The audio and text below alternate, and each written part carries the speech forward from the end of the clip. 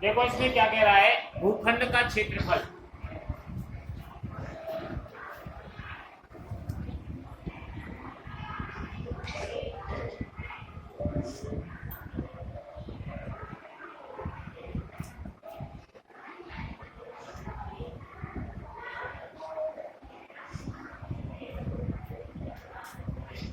Question number है दूसरे का पहला, इसमें आयताकार भूखंड का क्षेत्रफल दे रखा है आपको।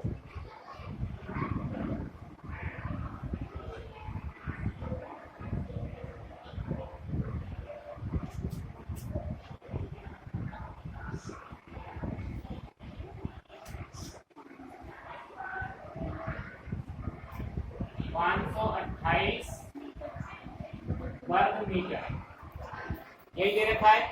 अब भूखंड की लंबाई और चौड़ाई ज्ञात करनी है।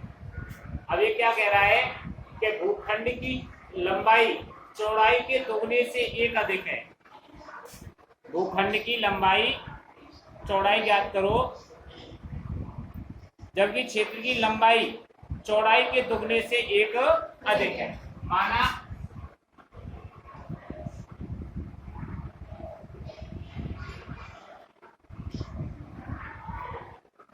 भूखंड की चौड़ाई x, तो लंबाई कितनी हो जाएगी, चौड़ाई के दोगुने से एक अधिक, तो x का दोगुना 2x प्लस 1। अब आयत के क्षेत्रफल का सूत्र क्या होता है, लंबाई गुणा चौड़ाई। तो यहाँ प्रश्न अनुसार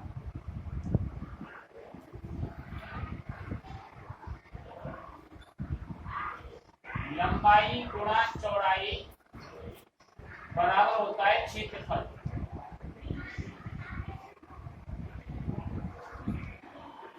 अब लंबाई हमारे पास कितनी है, 2x प्लस 1, और चौड़ाई कितनी है, और क्षेत्रफल 500। अब देखो इसके बीच में गुणा का चिन्ह है, तो इस x का गुणा जब इस 2x से करेंगे 2x स्क्वायर, और इस x का गुणा जब 1 से करेंगे तो x बराबर 528। अब इस 528 को इधर ले आओ, 2x square plus x minus 528 बराबर 0। समीकरण तो बन गया आपका ये।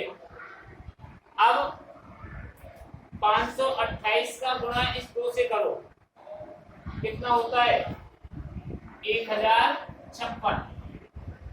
कितना, अब 1056 के देखो इसकी कई विधि हैं, गुणनखंड विधि, पूर्ण वर्ग विधि, द्विघाती सूत्र, आचार्य सूत्र और वज्र गुणन विधि। यानी ये क्या है, समीकरण है। तो चारों विधियों में से किसी विधि से कर सकते हैं।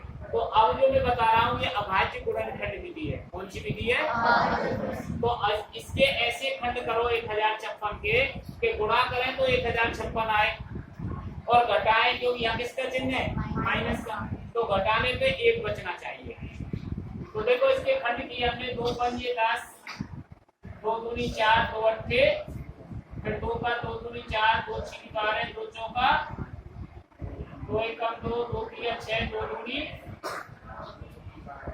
2 छीनी, फिर 2 का ही चला जाएगा 2 तिया, अब 3 का और 11 का ही जाएगा। तो देखो 11 गुणा 3 किया तो कितने आ गए, फिर 2 दूनी 4, 4 दूनी 8, 8 दूनी 16 और 16 दूनी 32।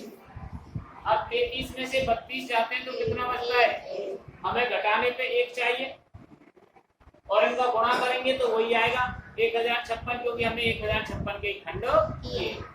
तो यहाँ खंड हो गए आपके पास 2x square plus 33 minus 32 x minus 528 बराबर 0।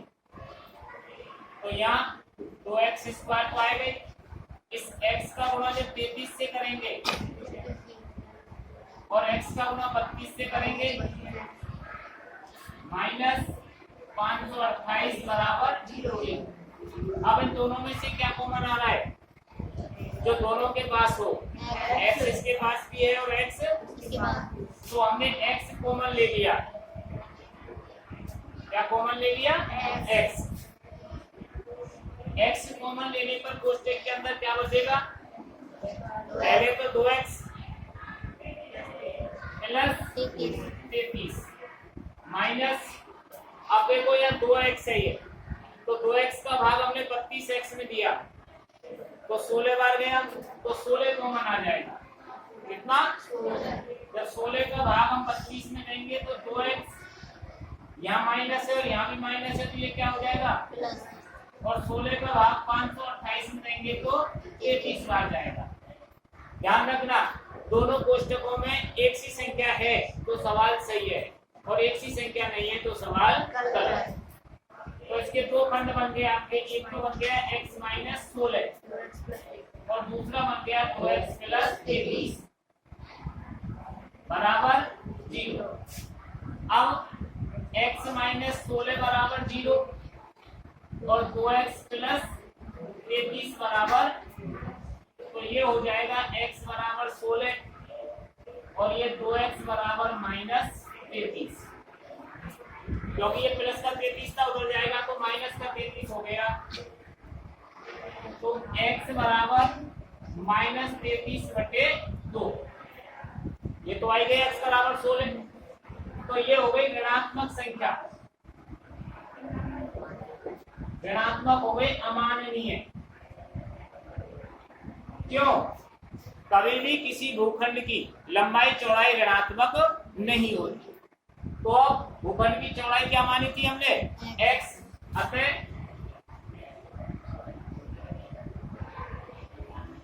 भूखंड की चौड़ाई x मानी थी तो वो हो गई 16 मीटर, और लंबाई क्या मानी थी हमने? 2x प्लस 1, तो 2 गुणा 16 प्लस 1, तो 16 दूनी 32 और 1 कितने हो गए?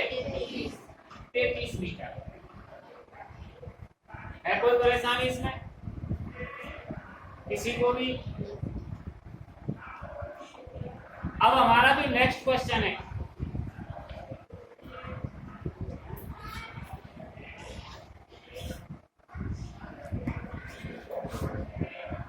देखो, दो क्रमागत धनात्मक पूर्णांकों का गुणनफल 306 है। क्रमागत जो क्रम से आते हैं, जैसे 1 के बाद 2, 2 के बाद 3, जिसको उतारना है वो पहले उतार लो, पीछे समय नहीं मिलेगा।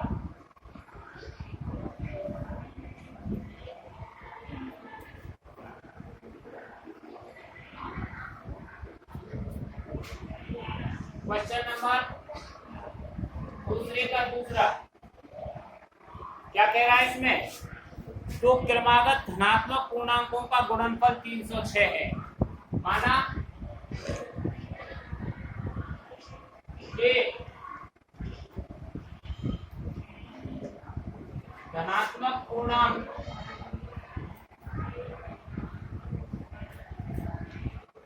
x और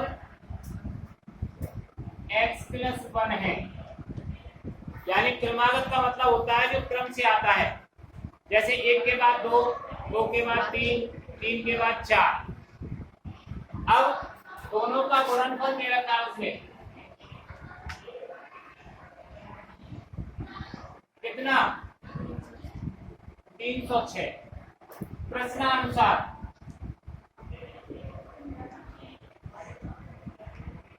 अब क्या दिया उसने? गुणनफल।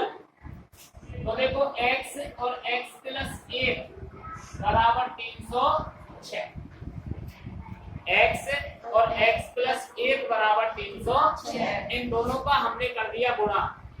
अब x का गुणा x से किया तो x स्क्वायर, x का गुणा 1 से किया तो x, और 306 को इधर ले आए अब हमें 306 के ऐसे खंड करने हैं कि गुणा करें तो 306 और चिन्ह किसका है, घटाएं तो 1 बचे। तो 306 के भाजक कर दो। देखो 2 का भाग चला जाएगा, 2 एकम 2, 2 पंजे 10 और 2 त्रिया, अब कितने का जाएगा इसमें, 3 का, 3 पंजे 15, 3 एकम, अब 3 का 3 एकम 3, 3 सत्ते और ये 17। अब देखो ये 3 किया 9, 9 दूनी 18 और ये 17, 18 में से 17 जाते हैं तो ये बच जाता है। तो क्या खंड हो गए हमारे पास, 18 और 17। केवल किताब में आपसे समीकरण बनवाए हैं, लेकिन मैं आपको पूरा हल करा रहा हूं। तो यहाँ x square plus 18 minus 17 x minus 306। अब क्या हो जाएगा ये,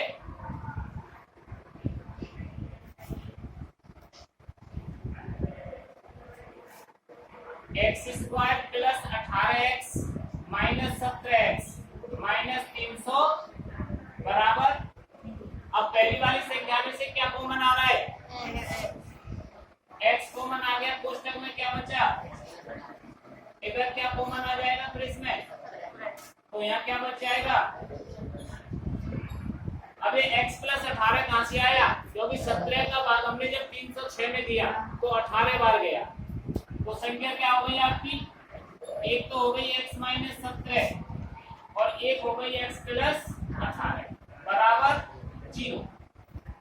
अब यहाँ x माइनस 17 बराबर 0 और x प्लस 18 बराबर, तो यहाँ x बराबर कितना आ गया ये 17 और यहाँ x बराबर, तो देखो माइनस की नहीं लेंगे हम इसमें, क्योंकि उसने पहले कहा है धनात्मक, ये कैसी हो गई ऋणात्मक।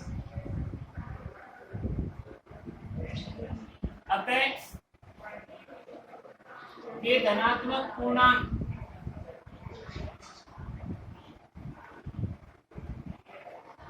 पहला हो गया आपका कितना 17 और दूसरा 17 प्लस 1 यानी 17 और 18 हैं, कौन से हैं 17 और 18।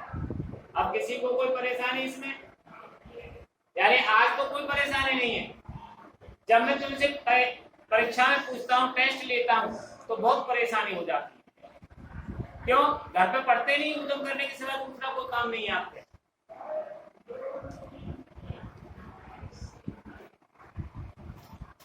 नेक्स्ट क्वेश्चन है आपका, रोहन की माँ उससे 26 वर्ष बड़ी है, उनकी आयु की गुणनफल अब से 3 वर्ष पश्चात 360 हो जाएगी, तो रोहन की वर्तमान आयु ज्ञात करो। किसकी वर्तमान आयु पूछी है, रोहन बड़ा होगा कि उसकी माँ, रोहन तो बड़ा नहीं हो सकता।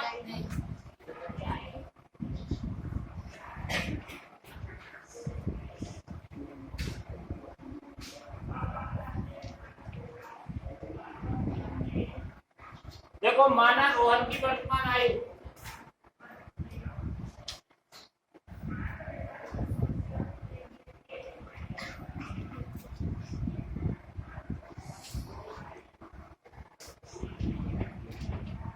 x वर्ष, उसकी मां की वर्तमान आयु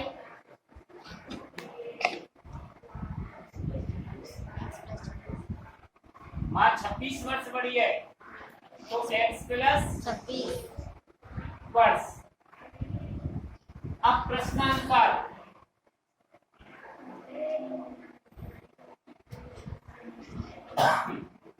क्या कह रहा है,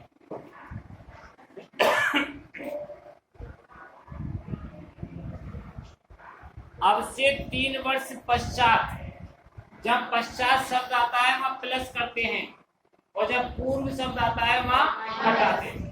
तो 3 वर्ष पश्चात उनकी आयु का गुणनफल, तो देखो ये x का था तो ये कितने का हो गया, x प्लस 3 का, और माँ कितने की हो गई 26 प्लस 3, और दोनों की आयु का गुणनफल कितना बता रहा है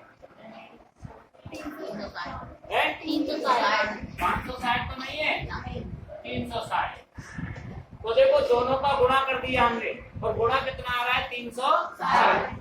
अब इसका गुणा किया हमने, देखो x का x से, फिर x का, या एक लाइन और बढ़ा दो इसमें पहले, x प्लस 29 बराबर 360। ये 29 कहां से आ गया, क्योंकि 26 प्लस 3 किए तो 29। अब गुणा करो इसका, x का x से किया तो x स्क्वायर, x का 27 से किया तो 29 से, यानी इस x का इन दोनों से कर दिया, फिर इस 3 का x से किया और 3 का फिर 29 से किया, 9 तिया 27, तो 3 दूनी 6 और 2 8, और इस 360 को भी कर लिया है बराबर। अब कितने हो गए हमारे पास, देखो x स्क्वायर तो है 29x और 3x दोनों प्लस के, 29 और 3 कितने होते हैं। अब 360 में से 87 घटा दिए, क्योंकि 360 माइनस के है और 87 है प्लस के, तो यह माइनस के बच जाएंगे। 10 में से 7 गए तो 3, 15 में से 8 गए तो 7, कितने बचे 273। अब 273 के ऐसे खंड करने कि गुणा करें तो 273 और घटाने तो 32,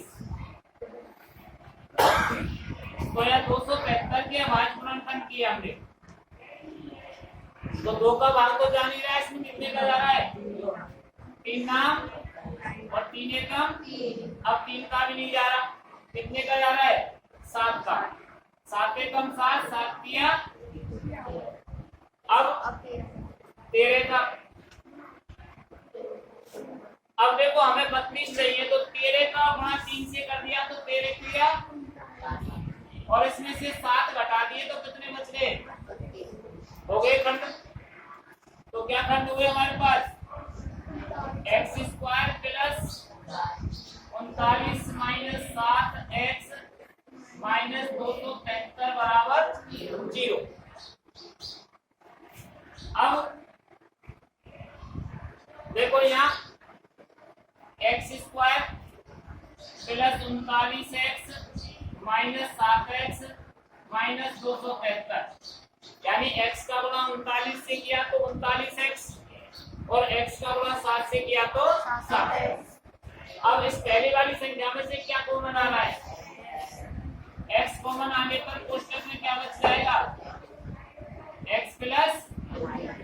अब यहाँ देखो इस x का भाग 7x में दिया तो x से x गया, 7 बचा तो 7 कॉमन आ जाएगा, और कोष्टक में x प्लस 39। अब 2 खंड हो गए आपके पास, एक तो हो गया x माइनस 7 और एक हो गया x प्लस 39 बराबर में, तो x माइनस 7 बराबर 0 और x प्लस 39 बराबर 0। आगे x बराबर क्या हो गया, x बराबर 7 और x बराबर माइनस 39, ये हो जाएगी आपकी ऋणात्मक। अभी किसी व्यक्ति की ऋणात्मक उम्र नहीं होती है, अतः x किसकी मानी थी हमने, अतः रोहित की वर्तमान आयु, कौन है रोहन, रोहन लिख दो,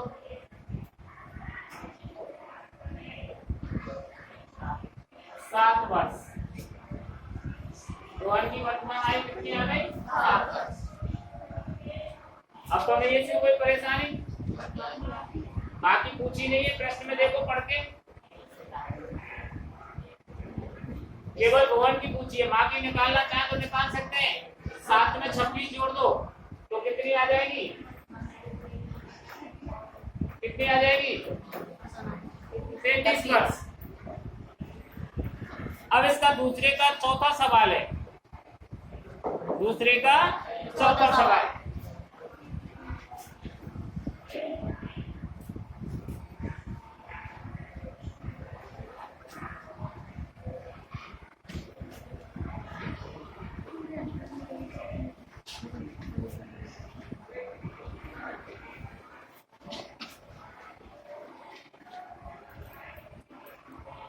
देखो एक रेलगाड़ी 480 किलोमीटर की दूरी समान चाल से तय करती है, तो देखो कुल दूरी है 480 किलोमीटर।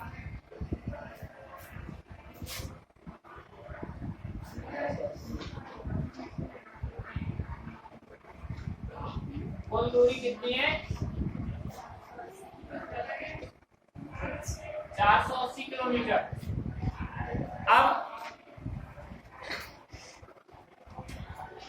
इसकी चाल 8 किलोमीटर प्रति घंटा कम कर दी जाती।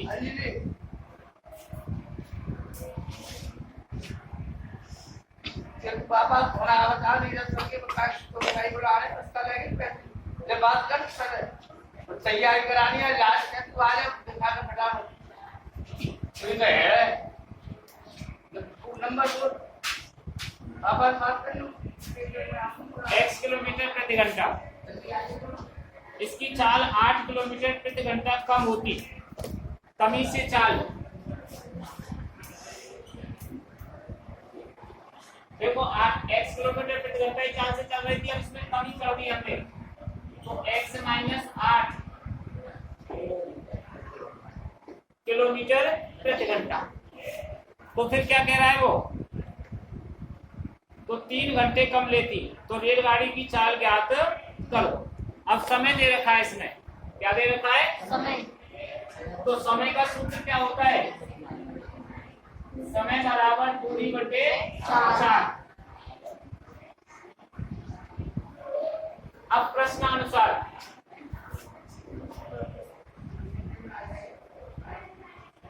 क्या करना है?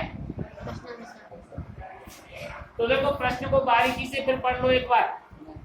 एक रेलगाड़ी 480 किलोमीटर की दूरी समान चाल से तय करती है। यदि इसकी चाल 8 किलोमीटर प्रति घंटा कम होती तो उसकी दूरी तय करने में 3 घंटे अधिक लेती। हमें रेलगाड़ी की चाल ज्ञात करनी है। देखो पहले चल रही थी वो 480 किलोमीटर x घंटे में, और फिर दूसरी कितनी है उसको? 480 किलोमीटर x माइनस 8। ये गाड़ी तेज चल रही है, ये धीरे चल रही है, तो 3 घंटे कम समय लेगी। कौन सी वाली? ये वाली। तो या तो इसमें से 3 घंटे जोड़ेंगे घटाएं, क्योंकि ये तेज चल रही है, तो क्या करेंगे इसमें? -3। सही है, क्योंकि ये पहले तेज चल रही थी, तो अब यहाँ क्या करेंगे इसमें? +3, क्योंकि ये तेज चल रही है। गलत कर रहे हो आप, ये स्लो चल रही है, ये देर में पहुंचेगी, ये जल्दी पहुंचेगी, इसलिए इसमें प्लस करेंगे। अब इसका लघुत्तम ले लेंगे हम, x लघुत्तम आ गया, तो देखो ये 480 + 3x, और ये 480 बटे इसका गुणा इससे कर दो, इसका गुणा इससे, वज्र गुणा। कौन सा गुणा? वज्र गुणा। तो देखो x माइनस 8 और इसमें 480 + 3x बराबर 480x, क्योंकि यहाँ एक ही संख्या थी। अब देखो हमने x का गुणा 480 से किया, 480x, फिर x का गुणा 3x से किया, 3x², फिर -8 का गुणा 3 से किया, 24x, फिर 8 का गुणा 480 से, -8 का 0 से किया तो 0, 8 64 को 4 को हाथ से कितनी लगी? 6, और 8 चौक 32 और 6 कितने होते हैं? बराबर 480। देखो ये 480x से 480x से चलेंगे, क्यों? क्योंकि उधर से माइनस के हो जाते। अब यहाँ देखो 3 का भाग इन तीनों संख्याओं में चला जाता है, तो हमने 3 कॉमन ले लिया इसमें से, तो यहाँ x² बच गया, -3 × 24, फिर 3 एकम 3, 3 दूनी 6, 3 × 24, 1280 बार चला गया। अब यहाँ क्या हो गया हमारे पास? x² - 8x - 1280 अब 1280 के ऐसे खंड करने हैं, गुणा करें तो 1280 और घटाए तो 8, घटाए तो देखो 1280 में 2 का भाग चला जाता है शायद, 2 6 की 12, 2 चौका 8, फिर 2 का चला जाएगा, 2 दिया 6, 2 दूनी 4 और 0 की, फिर 2 का चला गया 16 बार, फिर 2 का 80 बार, कितनी बार, फिर 2 का चला जाएगा इसकी कितनी बार 40, फिर 2 का, फिर 2 का और उसके बाद अब हमें ऐसे खंड करने हैं, गुणा करें तो कोई आएगा क्योंकि 1280 के खंड किए हमने। अब इनके टुकड़े ऐसे करने हैं, घटाए तो 8 बचे, देखो 5 दूनी 10 और 10 दूनी 20, 10 दूनी 12, कौन से 5 घंटे पढ़ाए हो, 5 दूनी 10 और 10 दूनी 20। अब देखो 2 दूनी 4, 4 दूनी 8, 8 दूनी 16, 16 दूनी 32 और 32 दूनी 64, नहीं आएगा इसमें। फिर हमने इसको एक संख्या और बढ़ा दिया, 5 दूनी 10, 10 दूनी 20 और 20 दूनी 40। फिर ऊपर क्या रह गया हमारे पास, 2 दूनी 4, 4 दूनी 8, 8 दूनी 16 और 16 दूनी 32। तो देखो 40 में से 32 जाते हैं तो 8 ही बचते हैं, 48 बचते हैं, 8 ही बचते हैं पक्का। तो हमें कितने चाहिए थे यहाँ, तो यहाँ आ गया आपका x square minus 40 minus 32 x minus 1280 बराबर 0। अब इसको खोला हमने आगे, देखो x स्क्वायर माइनस 40x, अब देखो यहाँ माइनस और यहाँ माइनस, तो ये प्लस 32 हो जाएगा, इसका प्लस 25x माइनस 1280 बराबर 0। अब इसमें से क्या कॉमन आ रहा है, x हमने कॉमन ले लिया तो एक कोष्टक में क्या बच गया, प्लस इधर क्या कॉमन आ जाएगा, यहाँ क्या बच जाएगा, अब x माइनस 40 और x प्लस 25 बराबर, आगे क्या जरूर लगाना है, x माइनस 40 बराबर 0 और x प्लस 32 बराबर, तो ये x बराबर हो गया 40 और ये x बराबर हो गया माइनस 32। तो रेलगाड़ी कभी ऋणात्मक नहीं दौड़ती, ये अमानवीय हो गई यानी ऋणात्मक हो गई।